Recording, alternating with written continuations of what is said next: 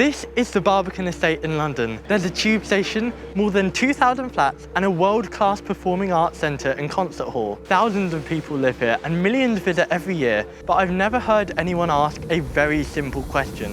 What actually is a Barbican? Most London place names are pretty self-explanatory.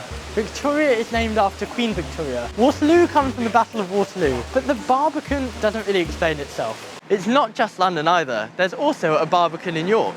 So I looked it up online and the definition was simply an arts and learning centre and residential estate in central London. But that just describes this place, not the word itself.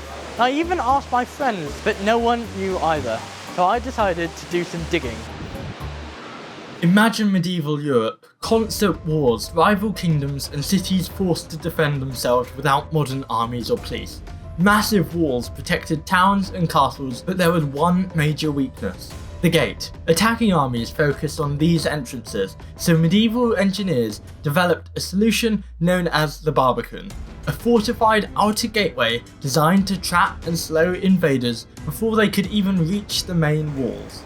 As medieval warfare developed, castles and cities needed stronger and more complex defences. Barbicans grew larger and more sophisticated. They now included towers, drawbridges, narrow passageways and multiple gates. By the 15th century, something had changed. As siege tactics and artillery developed, Barbicans began to lose their significance. The walls that once stopped arrows and ladders could now be blown apart by cannons. Even though new Barbicans were built well into the 16th century, the traditional Barbican slowly began to lose its military importance. But not every Barbican disappeared.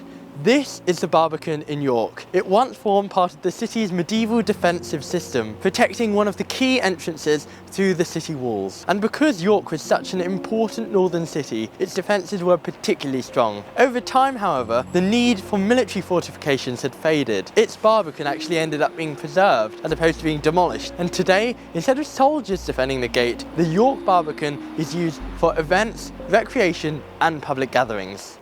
But what about the massive Barbican complex in London? Because this doesn't look much like a medieval fortress. The answer actually goes much further back. In 120 AD, the Romans built a fort in the northwest corner of the City of London. This area later became part of the city's medieval defensive system. The name Barbican comes from the Low Latin word Barbicana, which referred to a fortified outpost or gateway and was probably situated where I'm standing now. But centuries later, during World War II, this entire area was devastated by bombing. Large parts of the City of London were destroyed, but after the war, planners saw an opportunity to build out their vision of what a post-war Britain should look like.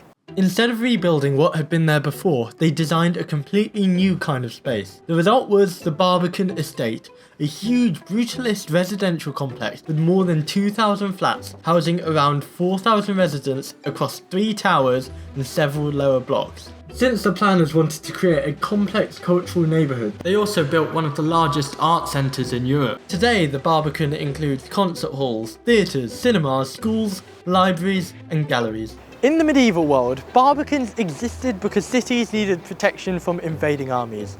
But warfare changed and wars stopped being effective, so the structures that once controlled access to the cities lost their military purpose. Like so many historic words, the meaning changed even as the name remained. So the next time you visit the Barbican, you'll know that the name originally referred to one of the most heavily defended places in a medieval city. And with London's Barbican Estate getting a £240 million renovation, residency and recreation will likely continue for generations to come. This video was heavily inspired by Luke O'Sullivan, so please check him out. And if you enjoyed this video, subscribe to this channel, and you may even enjoy this one too.